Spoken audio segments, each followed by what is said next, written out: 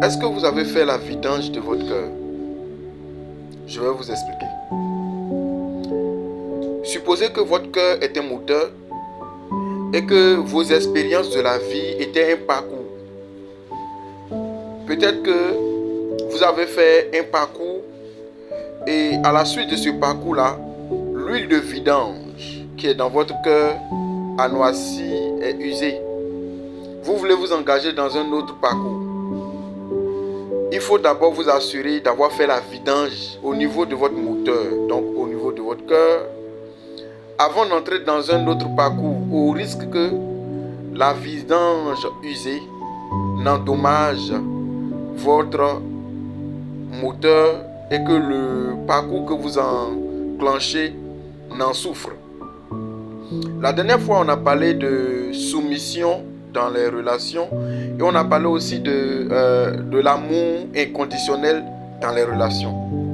Mais comment cela peut-il être possible et bien fait si le partenaire ou les partenaires, avant de s'engager dans une nouvelle relation, n'ont pas pris le temps de vérifier si la vidange de l'ancienne relation n'a pas été sortie pour une nouvelle vidange.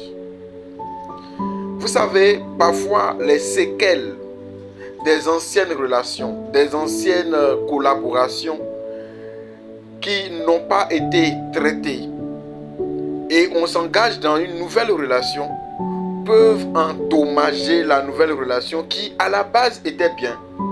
Mais nous-mêmes, on est rentré dans cette nouvelle relation avec les blessures de l'ancienne relation, les a priori de l'ancienne relation.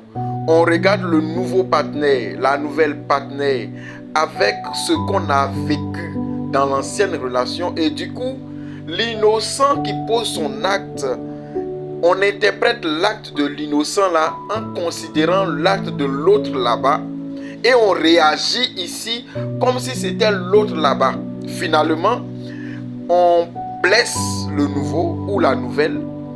On empêche la nouvelle relation d'avoir son histoire. On juge la nouvelle avec l'histoire de l'ancienne. Et on impose à la nouvelle une rigueur en fonction de l'ancienne. Et puis la nouvelle relation souffre et n'arrive pas à être ce qu'elle doit être. Comment quelqu'un peut être soumise à un homme quand dans sa relation passée, elle a été blessée, elle est rentrée dans une relation nouvelle avec la blessure parce que parfois les gens veulent utiliser une nouvelle relation pour oublier l'ancienne. Alors que l'ancienne t'a laissé des blessures et des séquelles que tu n'as pas traitées. Donc tu rentres, tu es blessé. Le blessé blesse, donc tu vas blesser l'innocent.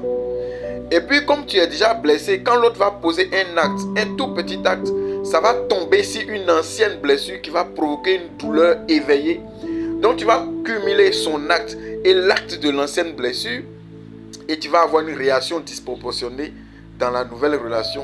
Et puis c'est comme ça, on va de relation échouée à relation échouée parce qu'on ne prend pas le temps de faire la vidange de l'ancienne relation avant d'entrer dans la nouvelle relation.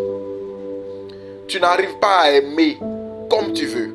Tu as peur d'aimer et de donner comme tu veux parce que tu as été déçu dans l'ancienne.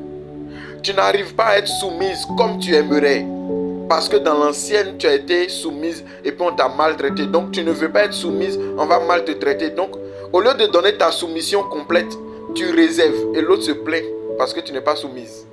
Au lieu de donner ton amour complet, tu te réserves et l'autre se plaint parce que tu n'aimes pas suffisamment. Le problème, c'est que tu n'as pas fait la vidange de l'ancienne relation. Beaucoup de relations échouent parce que on est entré dans ces relations sans avoir été guéri de l'ancienne. Et ça, c'est pas la faute de Dieu, c'est notre immaturité. Une relation, on ne rentre pas dedans en courant, en sautant. On rentre dedans petit à petit. On s'assure qu'on est prêt à passer à autre chose. On n'efface pas l'ancien en utilisant le nouveau. Sinon, les mêmes causes produisent les mêmes effets. Si tu es blessé, guéris. Ce n'est pas une course. Prends le temps. Guéris. Travaille sur toi-même. Travaille sur ton caractère, sur ta personnalité. Visualise le genre de couple ou de relation que tu aimerais avoir. Apprête-toi pour ça.